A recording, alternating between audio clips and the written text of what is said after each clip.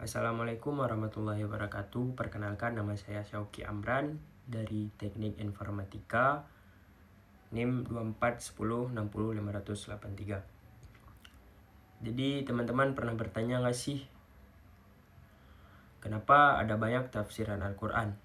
Apakah ulama menafsirkannya sembarangan? Nah, hari ini kita akan bahas metodologi penafsiran Al-Quran.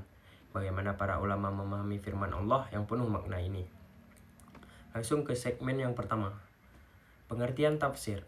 Tafsir berasal dari kata fassara, yang artinya menjelaskan atau menerangkan dalam konteks Al-Quran. Tafsir adalah usaha manusia untuk memahami maksud dari ayat-ayat Allah sesuai dengan kaidah dan ilmu yang benar. Kenapa perlu tafsir? Karena tidak semua ayat bisa langsung dipahami.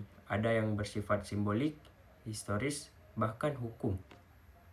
Selanjutnya masuk ke segmen yang kedua, sumber-sumber tafsir. Para ulama menafsirkan Al-Quran bukan asal-asalan. Ada 4 sumber utama dalam tafsir. Yang pertama, tafsir Al-Quran dengan Al-Quran. Contoh seperti surat Al-Fatihah dijelaskan oleh ayat-ayat lain tentang Asmaul Husna dan sifat Allah. Contoh yang kedua, tafsir dengan hadis Nabi. Nabi Muhammad adalah penjelas Al-Quran yang utama. Misalnya, ayat tentang salat dijelaskan oleh hadis tentang tata cara salat. Dan yang ketiga, tafsir dengan perkataan sahabat. Sahabat seperti Ibnu Abbas dikenal sebagai ahli tafsir. Mereka hidup langsung bersama Nabi dan paham konteks wahyu. Dan terakhir, keempat, tafsir dengan akal dan kaidah bahasa Arab. Tafsir ini menggunakan logika, ilmu nahwu, balaghah, dan sejarah, tapi harus tetap hati-hati dan tidak menyimpang dari akidah. Selanjutnya masuk ke segmen yang ketiga, metodologi penafsiran. Metodologi artinya cara untuk pendekatan dalam tafsir. Ada beberapa metode populer. Yang pertama, tafsir tahlili, penafsiran ayat per ayat secara rinci. Contoh tafsir Ibnu Katsir, sangat cocok untuk kajian mendalam.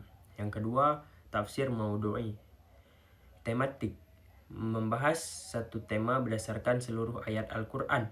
Contoh tema keadilan dijelaskan dari berbagai surah. Ini cocok untuk menjawab isu-isu kontemporer. Selanjutnya yang ketiga ada tafsir ijmali atau global, penafsiran singkat dan umum, biasanya untuk pemula dan pendidik dasar. Dan keempat ada tafsir muqarran atau perbandingan, membandingkan beberapa tafsir dari berbagai ulama atau mazhab.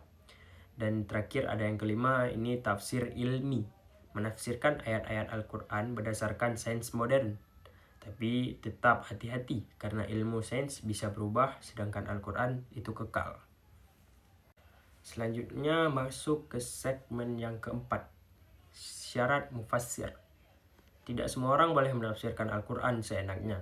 Seorang mufassir harus punya syarat-syarat antara lain menguasai bahasa Arab dengan baik, paham ilmu tafsir, hadis, fikih, dan usul fikih, mengetahui asbabun nuzul, memiliki akidah yang lurus dan niat yang ikhlas. Kalau tidak, syarat ini dikhawatirkan tafsirnya bisa menyimpang dan menyesatkan. Selanjutnya masuk ke segmen yang kelima, perbedaan antara tafsir dan takwil. Nah, ini penting. Banyak orang yang mengira tafsir dan takwil itu sama, padahal berbeda. Tafsir adalah penjelasan makna ayat sesuai makna lahiriah dan bahasa Arab. Contoh ketika Allah berfirman, wa aqimus shalah, tafsirnya jelas, didirikanlah sholat. Selanjutnya takwil. Takwil lebih mendalam dan bisa bermakna simbolik atau tersembunyi, terutama dalam ayat-ayat mustasyahibat. Contohnya ayat tentang yadullah fawqal arhim, tentang Allah di atas dengan mereka. Di sini ulama melakukan takwil bahwa tangan bukan berarti tangan secara fisik, melainkan kekuasaan. Tafsir itu lebih mendekati makna literal, sementara takwil bisa menyelam ke makna lebih dalam atau kontekstual. Tapi tentu harus dengan ilmu yang benar. Sekarang masuk ke segmen yang keenam, mazhab-mazhab dalam tafsir. Tahukah kamu, Dalam sejarah Islam, ada mazhab atau aliran tafsir yang berkembang, sesuai latar belakang keilmuan dan kepercayaan ulama. Di antaranya yang pertama ada tafsir salaf atau tradisional. Tafsir ini mengandalkan riwayat dari Nabi, sahabat, dan tabi'in. Contoh, tafsir At-Tahbari, Ibnu Katsir. Yang kedua ada tafsir rasional atau akli.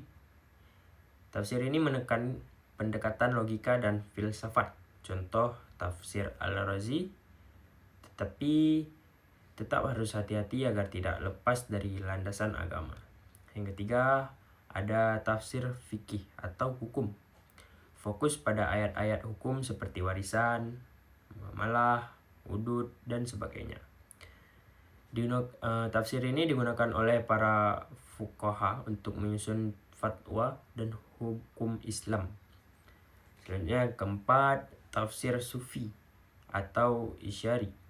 Tafsir ini mengandung makna simbolik dan spiritual. Misalnya ayat tentang cahaya dimaknai sebagai nur ilahi atau cahaya ketuhanan. Setiap mazhab punya kontribusi besar, tapi penting untuk kita memahami konteksnya supaya tidak salah paham. Tantangan penafsiran zaman modern. Di era digital ini kita menghadapi tantangan baru. Pertama, tafsir instan tanpa ilmu, hanya berdasarkan Google atau media sosial. Yang kedua, penafsiran yang terlalu modernis, yang mengorbankan makna asli demi mengetahui arus zaman. Yang ketiga, munculnya kelompok tafsir bebas yang mengklaim Al-Quran hanya cukup ditafsirkan pakai akal. Padahal tanpa ilmu dan adab kita tidak bisa menggelincir dalam menyesatkan diri sendiri dan orang lain. Jadi teman-teman, tafsir bukan sekedar pendapat pribadi. Ia adalah hasil dari proses panjang, disiplin ilmu, dan ketakwaan ulama dalam menjaga makna wahyu Allah. Apa tugas kita? Tugas kita hanya belajar dari tafsir yang benar, lalu mengamalkannya dalam kehidupan. Semoga video ini menambah pemahaman dan cinta kita kepada Al-Quran. Terima kasih. Assalamualaikum warahmatullahi wabarakatuh.